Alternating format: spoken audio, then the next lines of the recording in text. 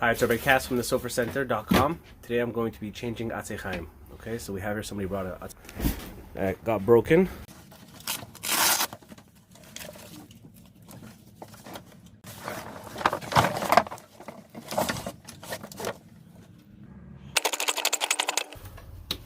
Now normally we're not supposed to touch the Sefer Torah with our fingers,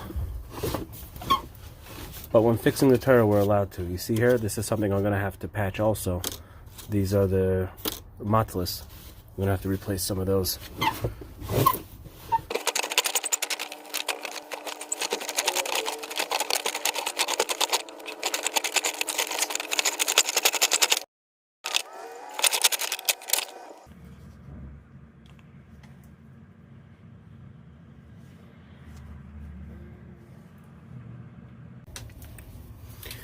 Okay, ready to roll now.